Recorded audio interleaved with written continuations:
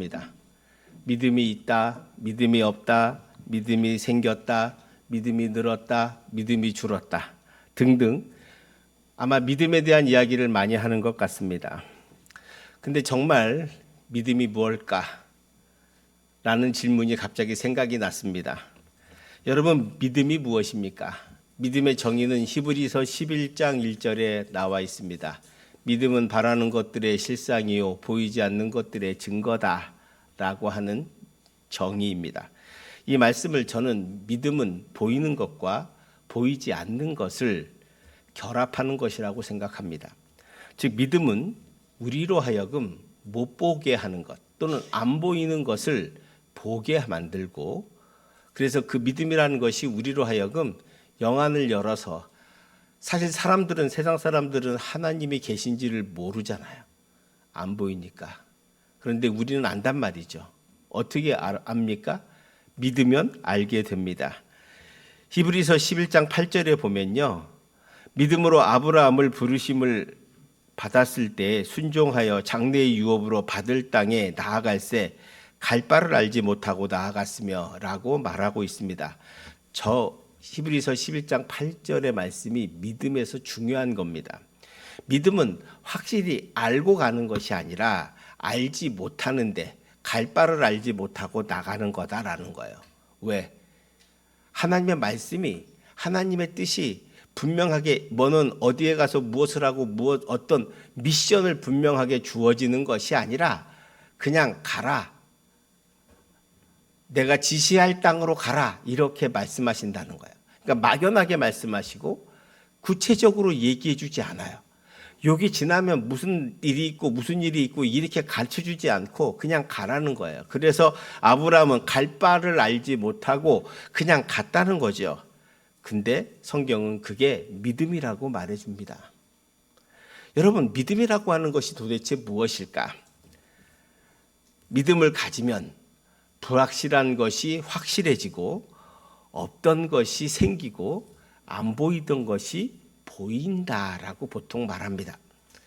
저는 오늘 본문에서 가나안 여인을 통해서 진정한 믿음이 무엇인가 그 한 모습을 저와 여러분이 함께 은혜 나누기를 원합니다. 오늘 본문에 보면 예수님이 두로와 시돈 지방에 가셨다고 하셨습니다. 두로와 시돈은 지금으로 보면 갈릴리 호수 북쪽입니다. 지금 지도로 보면 레바논 지역이죠. 레바논 지역입니다. 그러니까 거기에는 유대인들이 많지 않아요. 예수님이 거기에 왜 가셨는가? 잠시 쉬러 가실 수도 있고 어떤 목적이 있어서 가셨습니다. 가셨는데 그럼에도 이미 예수님은 그곳에서 이미 소문이 났습니다. 그래서 갈릴리에서 활동하시는 예수란 분이 있는데 그분이 병도 고치고 귀신도 쫓아내고 이런 놀라운 능력이 있다는 소문이 이미 다 났습니다. 그래서 예수님이 두로와 시돈에 오셨다는 소식을 듣고 가나안의 한 여인이 주님을 찾아왔습니다. 그게 오늘 본문 22절입니다. 22절 한번 보시기 바랍니다. 가나안 여자 하나가 그 지경에서 나와서 소리질러 이르되 주 다윗의 자손이여 나를 불쌍히 여기소서 내 딸이 흉악하게 귀신 들렸나이다. 여러분, 지금 이 여인은 이방 여인입니다. 가나안 여인은 이방 여인이라는 것이죠. 마가복음에는 수로보니게 여인이라고 나와 있습니다. 수로보니게 족속의 여인이라는 뜻입니다. 근데 이 여인이 와서 외칩니다. 다윗의 자손이여 나를 불쌍히 여기소서. 그러면서 내 딸이 흉악한 귀신에 들려서 삶의 고통 속에 있고 너무 괴롭고 힘드니 주여 좀 고쳐주시기를 원합니다 라고 외쳤다는 거죠. 그러면 평상시 같으면 예수님이 눈길이라도 주고 그러니 가보자 라든가 네 병이 나았다 라든가 이런 반응이 있으셔야 되는데 본문에 보면 아무런 반응을 보이지 아니하시고 못 들은 척하고 가십니다. 그런데 계속 이야기를 하니까 제자들이 이제 말합니다. 23절에 보시면 예수는 한 말씀도 대답하지 아니하시니 제자들이 와서 청하여 말하되 그 여자가 우리 뒤에서 소리를 지르오니 그를 보내소서라고 말합니다. 이 말은 주님, 저 여자가 뒤에서 계속 따라다니면서 소리 지르고 있습니다. 그러니 빨리 소원 들어주시고 보내시죠. 이 말이거든요. 그러니까 빨리 고쳐주고 빨리 가자는 거예요. 그런데 주님께서는 답이 상상 이상의 것이었습니다. 24절을 한번 보십시오. 같이 봉독합니다. 예수께서 대답하여 이르시되 나는 이스라엘 집에 잃어버린 양 외에는 다른 데로 보내심을 받지 아니하였노라 하시니. 아멘. 이 말씀이요, 사실은 예수님의 선교 원칙이기도 합니다. 우선 이스라엘에 잃어버린 양들을 먼저 구하는 것이 목적이라고 하는 것이죠. 이는 예수님의 뜻이고 또한 하나님의 뜻이기도 합니다. 하나님께서 메시아를 보내주시고 먼저 최우선적으로 그들의 선택한 하나님의 백성인 이스라엘 민족이 먼저 구원받기를 원하셨습니다. 그런데 이 여인은 주님의 말을 듣고도 포기하지 않았죠. 다시 한번 예수님께 엎드려 절하면서 저를 도와달라고 말씀하고 있습니다. 그때 주님이 이런 말씀하세요. 26절 보시면 대답하여 이르시되 자녀의 떡을 취하여 개들에게 던짐이 마땅하지 아니하느니라. 사실은 이게 상식에 어긋나는 답변이기도 합니다. 근데 사람의 말에는 두 가지 의미가 있죠. 하나는 겉으로 드러난 말이 있고 또 하나는 속으로 하는 진짜 의도가 있습니다. 지금 주님께서 이 여인을 개로 비유하고 유대인을 자녀에게 비유하면서 못 고쳐주시겠다고 하신 뜻은 두 가지가 있습니다. 하나는 이 여인의 믿음을 확인하고 싶어 하시는 것입니다. 이런 모욕적인 말을 들으면서 사람을 개에 비유하니까 모욕적인 말을 들으면서 이 여인이 어떻게 반응할 것인가 라고 하는 것 하나 하고, 두 번째는 옆에 있는 제자들에게 아주 중요한 선교 사명을 가르쳐주고 계십니다. 여러분, 지금 제자들이 기독교인입니까? 제가 질문 하나 할게요. 지금 제자들이 기독교인일까요? 아닙니다. 유대교인입니다. 이들은 철저하게 유대교인이고 아직 이 사람들은 기독교인이라고 할 수 없습니다. 기독교인이 아닌 유대인들은 오직 자신들만이 구원받는다고 생각했고 다른 민족에게 복음을 전할 생각을 하지 않았습니다. 이들은 마찬가지입니다. 저 이방인들이라고 생각하니까 가나안 여인을 구원받을 자격이 있는 사람들이라고 생각하지 않았다는 거예요. 여러분 잘 생각해보면 베드로가 언제 이방인에게 복음을 전하기 시작합니까? 사도행전 10장에서 욥바에서 옥상에서 기도하는 가운데 보자기 3개 내려와 3번 내려와서 레위기에서 말한 불결한 그런 음식들 잔뜩 넣어가지고 먹으라고 하니까 안 먹는다고 했을 때 3번째 보자기를 주시면서 뭐라 그래요? 내가 먹으라고 그러는데 네가 왜 더럽다고 하느냐라고 말합니다.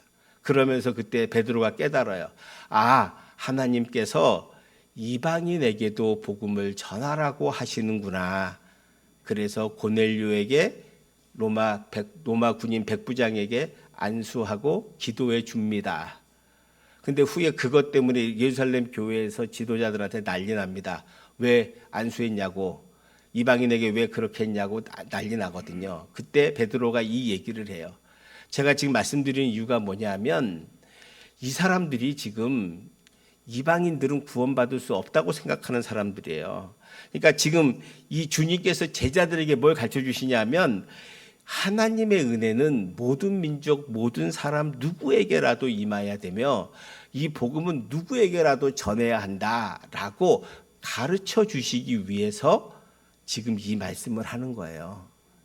마태가 이걸 적은 이유는 마태는 철저하게 유대인이었지만 그러나 그가 기독교인으로 변화된 다음에 예수님의 뜻이 무엇인가를 알아요. 그래서 이방인에게도 복음을 전해야 한다는 것을 가르쳐주기 위한 하나의 본문의 말씀으로 오늘의 이 사건이 있는 것입니다.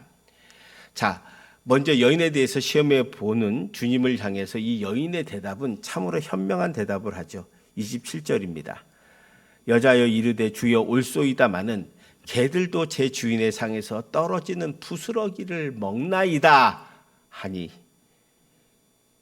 주님이 나는 개들에게 던짐이 마땅하지 않다, 개들에게 주는 거 마땅치 않다라고 했는데 이 여인의 대답은 개들도 제 주인의 상에서 떨어지는 부스러기를 먹습니다.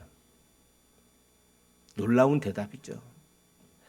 스스로 자신을 개로 비유하면서 부스러기라도 달라는 거예요. 여러분, 저도 집에서 개 한 마리 키우잖아요. 밥 먹으면 밑에 항상 이러고 있습니다. 간절한 눈을 가지고 먹을 거 다 달라고. 그럼 먹다가 고기 좀 주면 되게 좋아합니다. 그게 부스러기거든요. 여러분, 지금 이 여인은 자기 자존심이나 이런 모든 걸 다 버렸습니다. 왜 버렸을까요? 두 가지입니다. 하나는 자기 딸을 사랑하기 때문이죠. 자기 딸이 귀신 들려가지고 고통 속에 있는 그것을 더 이상 볼 수 없는 거예요. 그게 다 부모의 마음 아니겠습니까?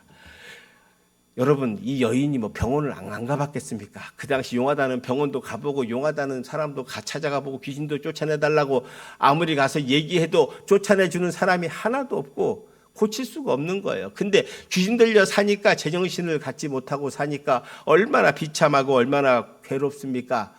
그 엄마는 힘들고 어렵고 괴롭죠. 그래서 이 주님이 주님 앞에 부스러기라도 달라고 하는 마음이 하나고, 두 번째는 이 예수님이 자기 딸을 고쳐줄 거라고 믿었다는 거예요. 그러니 나를 개로 비유해도 좋고 다 좋으니까 주님 제 딸만 고쳐주세요. 주님 제 딸만 고쳐주세요. 그런 마음으로 이 여인이 주님 앞에 엎드렸습니다. 그런데 주님이 그 여인의 이 말을 듣고서 놀라운 답변을 해요. 28절 같이 봉독합시다. 이에 예수께서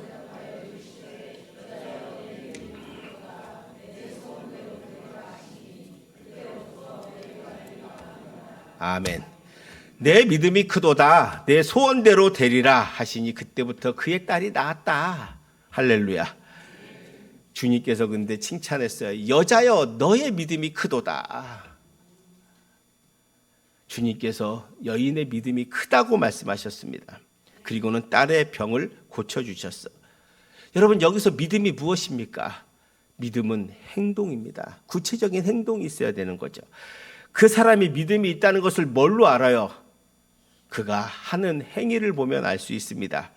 이 가나안 여인은 예수님이 자기 딸을 고쳐주실 것을 믿고 행동했습니다. 구박을 해도 개라고 비유해도 두려워하지 않았습니다.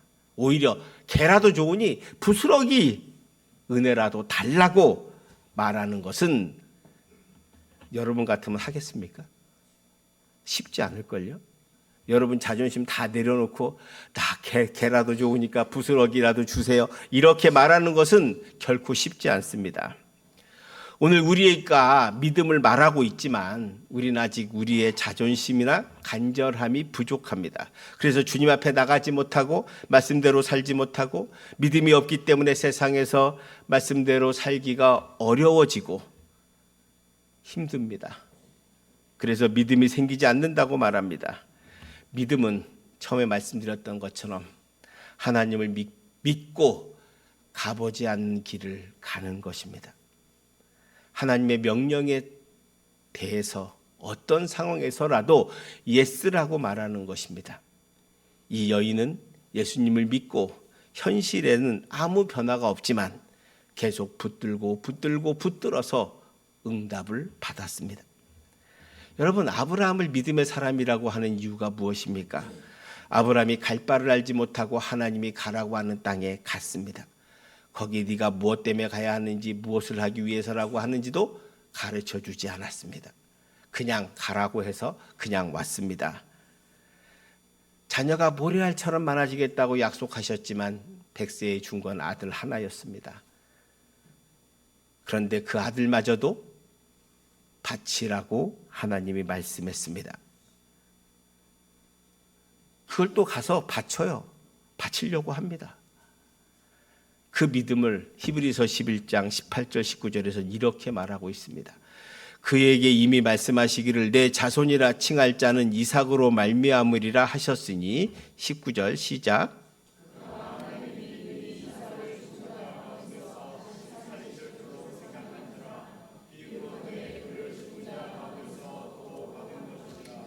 아멘. 그러니까 아브라함이 아들을 바친 것은 하나님께서 이삭을 통해 자손이 많아질 것이라고 하는 그 약속의 말씀을 믿었다는 거예요. 그래서 제물로 바치라고 하니 바치면 하나님께서 그 아들 이삭을 다시 살려주실 것이라고 믿었다는 거예요. 믿어지세요? 이게 아브라함의 믿음이에요. 아멘. 이게 자기 아들을 하나님께 바치면서 뭐 하나님이 주셨으니까 데려가세요가 아니라 하나님이 나에게 분명히 아들 이삭을 통해서 한 민족을 이루게 하시겠다 약속하셨단 말이죠. 그런데 결혼도 안 했어요. 자식도 없어요. 그러니 아들을 바치라고 하는 이유는 하나님께서 다시 무슨 뜻인지 내가 잘 모르지만 하나님께서 다시 살려서 보내실 거라고 믿었다. 그래서 하나님께 바쳤다는 거예요. 여러분, 말로만 하는 믿음은 믿음이 아닙니다. 말로는 뭘 못합니까? 베드로는 다른 제자들이 다 배신할지 몰라도 자기는 절대로 배신하지 않는다고 큰 소리 쳤죠. 주님이 뭐라 그래요? 너는 오늘 밤에 닭 울기 전에 3번 나를 부인하게 될 거다. 3번 부인하잖아요. 말로는 믿음이 좋다, 많다 이렇게 말하지만 그건 다 소용이 없다는 이야기입니다. 특히 믿음은 행동이다라고 하는 것을 강조하는 복음이 야고보서입니다. 야고보 사도는 믿음의 행위임을 강조하면서 야고보서 2장 14절의 말씀을 하고 있습니다. 내 형제들아, 만일 사람이 믿음이 있노라 하고 행함이 없으면 무슨 유익이 있으리요? 그 믿음이 능히 자기를 구원하겠느냐. 그러니까 믿음이 있다고 하면서 행함이 없으면 그것은 믿음이 아니라고 하시면서 야고보서 2장 17절에 이와 같이 행함이 없는 믿음은 그 자체가 죽은 것이라. 죽은 것이라. 여러분, 믿음을 달라고 하지 마시고 나가서 세상에서 하나님의 말씀을 들은 대로 여러분이 묵상한 대로 사셔야 합니다. 그래야 믿음이 생깁니다. 믿음이 생긴 다음에 뭘 하는 게 아니고요. 믿음이라고 하는 것은 하나님 말씀을 신뢰하고 그 말씀대로 행할 때 이루어진다는 거예요. 세상에서 손해본다고 말씀대로 살지 못하면 절대로 믿음이 생기지 않습니다. 주일에 가게 문을 닫을 줄 아는 믿음이 있어야 하는 거예요. 11조를 제대로 하는 용기가 있어야 하는 것입니다. 11조도 못하면서 믿음 달라고 하는 것은 말로만 하는 거예요. 여러분, 헌금을 제대로 하는 것이 바로 믿음의 행위입니다. 그것이 믿음이에요. 믿음이 없으면 행동하지 못하기 때문입니다. 야고보서 2장 26절에 영혼 없는 몸이 죽은 것 같이 행함이 없는 믿음은 죽은 것이다. 여러분, 성경 많이 읽고 성경책 많이 한다고 믿음이 좋은 게 아니라는 거예요. 행함이 없는 믿음은 죽은 거다.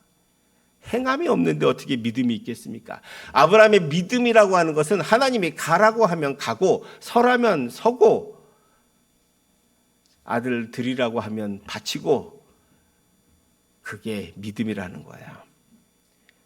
야고보 사도는 2장 21절에서 우리 조상 아브라함이 그 아들 이삭을 제단에 바칠 때 행함으로 의롭다 하심을 받은 것이 아니냐라고 했다는 거예요. 아들을 바치는 행위가 그 믿음을 증거하는 거죠. 여기서 아들이 뭡니까? 가장 사랑하는 거예요. 가장 사랑하는 거잖아요. 이걸 바꿔 말하면 내가 가장 사랑하는 것을 하나님께 드릴 줄 알아야 되는 거예요. 그걸 못하면 그가 믿음이 있다고 말할 수 없는 거죠. 믿음은 행함으로 증명되어야 합니다. 가나안 여인이 주님 앞에 나와 메어 달렸습니다. 왜요? 주님만이 희망이기 때문입니다. 나를 개라고 해도 좋고 뭐라고 해도 좋으니까 오직 내 딸만 고칠 수 있다면 나는 무엇이든 할 수 있다. 부스러기 은혜라도 달라고 하는 그 믿음이 주님께서 그 믿음이 크다고 하신 거예요. 여러분, 예수님이 어느 마을에 가면 그 마을에 있는 모든 병자가 낫는 게 아닙니다. 주님께 나아가서 고쳐달라고 애원하거나 엎드리거나 소리치거나 옷자락이라도 붙잡아야 돼요. 집에 누워만 있으면 주님이 지나가면 병이 낫습니까? 사복음서에 그런 얘기 하나도 없습니다. 여러분, 여기에 분명한 이유가 있고 사인이 있습니다. 집에 가만히 있는데 치유되고 회복되는 경우는 하나도 없습니다. 하다못해 다른 사람이 와도 우리 집에 딸이 아프니 고쳐달라고 외치기라도 해야 돼요. 여러분, 문제가 있는 자는 주님 앞에 나오는 것이 믿음이다. 주님이 해결해 주시겠죠. 여러분이 기도하셔야 해결해 줍니다. 기도하는 것, 믿음이 있다는 건 기도하는 거예요. 저는 기도 안 하는 건 믿음 없다고 생각합니다. 믿음 없는 사람은 기도 안 하거든요. 왜? 하나님이 살아계신지 안 계신지가 긴가민가 하기 때문입니다. 진짜 여러분이 믿음이 있다면 여러분은 기도할 수밖에 없어요. 왜요? 기도의 능력을 알기 때문입니다. 주님 앞에 나와서 붙잡기라도 해야죠. 소리치기라도 해야죠. 이 여인처럼 살려달라고 말이라도 해야죠. 집에 가만히 앉아 있으면 주님이 지나가시는데 다 병이 낫습니까? 아닙니다. 착각하지 마십시오. 그런 거 없습니다. 그럼 주님이 그 마을에 환자들이 있다는 걸 모르겠습니까? 다 알아요. 근데 왜 안 고쳐주십니까? 거기엔 이유가 있는 거예요. 주님 앞에 나오는 자만이 구원받아요. 집에 누워있다고 구원받는 게 아니에요. 주님이 지나간다고 구원받는 게 아니에요. 여러분이 나와야 됩니다. 나와서 기도하고 주님 앞에 예배하고 주님 앞에 엎드려야 되는 거예요. 그리고 그것이 믿음이고 그 믿음이 행위로 드러나는 거다. 여러분, 한국교회가 한때 제자훈련이 유행했던 적이 있습니다. 저도 젊을 때 제자훈련 했었습니다. 많은 사람들이 제자훈련 했죠. 근데 요즘 한국교회가 제자훈련 잘 안 합니다. 왠지 아십니까? 사실은 기독교 교리 공부하고 성경 공부합니다. 근데 왜 안 되냐? 실천이 없기 때문입니다. 아무리 공부를 많이 해도 머릿속에만 하나님이 있으면 안 돼요. 하나님은 어디 있어야 돼요? 가슴에 있어야 돼요. 가슴이 뜨거워져야죠. 여러분, 하나님이 가슴에 있어야 되는 이유가 뭔지 아세요? 하나님이 머리에 있으면 여러분 어떻게 됩니까? 여러분은 계산하게 됩니다. 알면서 행하지 않게 되죠. 알고도 행치 않는 믿음이 가짜라고 그랬잖아요. 여러분, 우리가 축구를 공부할 때 책으로만 공부한다고 생각해 봅시다. 머리로 책으로 공부를 막 해요. 작전도 다 짜요. 직접 나가서 운동장 가서 공 주고 축구하려면 됩니까? 안 되죠. 왜? 축구는 뭘로 해야 돼요? 몸이 먼저 가야지 머리로만 가면 안 돼요. 그래서 못하게 돼 있습니다. 여러분, 똑같아요. 믿음이라는 게 뭐냐? 우리가 예배를 드리고 말씀을 배우고 기도한다는 이 모든 것이 믿음이 있는 것이 아닙니다. 그걸 세상에서 실천해 보는 거예요. 행동해 보는 거예요. 그대로 살아보는 거예요. 그래야 여러분이 삶의 현장에서 진정한 그리스도인이 될 수 있습니다. 가나안 여인의 믿음은 주님 앞에 엎드리고 자신을 개에 비유하면서 부스러기라도 달라고, 그것도 좋으니 달라고 할 때 주님은 그녀에게 여자여 내 믿음이 크도다라고 말씀하셨어요. 왜? 적어도 이 여인은 이분이 내 딸을 고쳐줄 거라고 믿었기 때문이에요. 여러분에게 그런 믿음이 있으십니까? 여러분의 삶에 문제가 있다면 주님께서 문제를 해결해 줄 거라고 믿으시냐고요. 저는 여러분이 그 믿음이 있기를 축원드립니다. 그러려면 주님 앞에 나와서 엎드려야 되고 기도하셔야 되고요. 그리고 주님을 붙잡아야 합니다. 여러분, 아까 제가 사람이 머리로만 예수를 믿으면 안 된다고 했던 이유는 머리로만 믿으면 사람은 계산에 빠지게 됩니다. 우리는 어릴 때부터 손해보지 않는 삶을 살기를 끊임없이 교육받았습니다. 항상 내가 뭘 할 때 이게 나에게 이익인가 손해인가를 항상 계산하는 훈련을 나도 모르게 배우게 되었어요. 그래서 우리가 뭘 할 때마다 이게 나에게 이익인가 손해인가를 생각하게 돼요. 근데 믿음은 계산을 안 하는 것이 믿음이다. 아브라함이 계산을 했으면 자기 아들을 바치겠습니까? 그 먼 거리를 가겠습니까? 여러분, 우리가 잘 아는 에스더는 페르시아의 황후가 되었습니다. 여러분, 그냥 일개 한 여자가 페르시아 같은 대제국의 황후가 된다는 건 얼마나 큰 축복입니까? 아무나 되는 것도 아니고요. 그런데 자기 민족이 위기에 빠졌을 때 왕 앞에 나가라고 모르드게가 말하죠. 그게 주저합니다.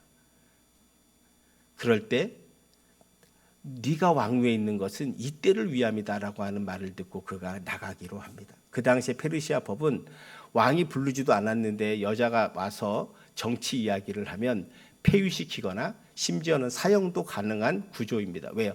여자들의 정치 입김을 막기 위해서죠. 그걸 뻔히 아는 에스더는 가만히 있으면 자기는 부귀영화를 누리고 살 수 있어요. 그런데 죽으면 죽으리라고 하고 기도해 달라고 하고 자기도 사흘간 금식한 다음에 왕 앞에 가서 이야기를 합니다. 그래서 자기 민족이 살죠.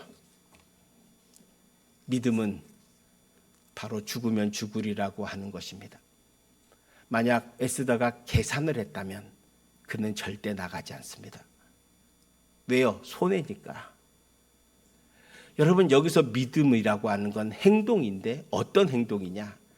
계산하지 않는 행동입니다. 자기 이익과 손해를 구분하지 않는 것입니다. 여러분, 섬김은 누가 합니까? 봉사는 누가 합니까? 계산하지 않는 믿음 있는 사람이 하는 것입니다. 계산하는 사람은 내가 힘들게 이걸 왜 하나? 이거 하면 내가 손해인데 뭐 때문에 하나? 이건 내가 안 할 거야 라고 생각하게 됩니다. 그게 바로 계산하는 믿음이죠. 여러분이 정말 주님을 믿는다면, 주님의 뜻을 안다면, 혹시 제가 여러분에게 무엇을 하라고 했다면 그게 주님의 뜻인 줄 알고 여러분이 순종하기를 바랍니다. 교회 봉사는 그렇게 하는 거예요. 자기 생각 계산하고 이건 힘들어 안 해. 이거는 시간 많이 뺏게 안 해. 다 자기 계산하고 빼면 할 사람이 아무도 없습니다. 근데 여러분, 섬김과 봉사의 현장에 주님의 은혜가 있고요. 여러분의 믿음이 성장합니다. 관객처럼 주님 앞에 나와 예배하는 것도 물론 그것도 귀한 일이죠. 그러나 더 큰 믿음은 주님의 말씀에 순종해서 봉사하고 헌신하는 것이며 계산하지 않고 세상에서 주의 말씀대로 살아보는 것입니다. 그럴 때 여러분이 믿음이 생기고 여러분의 믿음이 증거되고 여러분의 믿음이 성장하게 되는 줄 믿습니다. 사랑하는 성도 여러분, 이제 우리가 무엇을 해야 합니까? 여러분에게 믿음이 있다면 주님의 몸된 교회를 위해서 헌신하시고 봉사하시길 바랍니다. 제가 지난주에 자기 생명을 사랑하는 자와 자기 생명을 미워하는 자 두 사람을 이야기했습니다. 같은 맥락입니다. 자기 생명을 미워하는 자는 계산하지 않는 자가 되고 믿음대로 행동하게 됩니다. 바로 그런 사람이 여러분이시기를 주님의 이름으로 축원드립니다. 기도합시다. 사랑의 하나님, 감사합니다. 믿음은 행함인데 행하지 못했음을 고백합니다. 머리로 계산하며 내가 혹시 이거 해서 힘들까? 혹시 이거 해서 손해날까? 염려하고 근심하진 않았는지요? 아브라함처럼, 에스더처럼, 이 가나안 여인처럼 믿음으로 행동하게 하여 주시옵시고 믿음으로 말씀에 따라 세상에서 살아가게 하여 주시옵시고 믿음으로 주 일을 봉사하고 헌신할 수 있도록 은혜 내리워 주시옵소서. 그래서 주님의 십자가를 지고 주님과 함께 주님의 길을 걸어가는 참된 제자가 되게 하여 주시옵소서. 감사드리며 예수님 이름으로 기도하옵나이다. 아멘. 우리 모두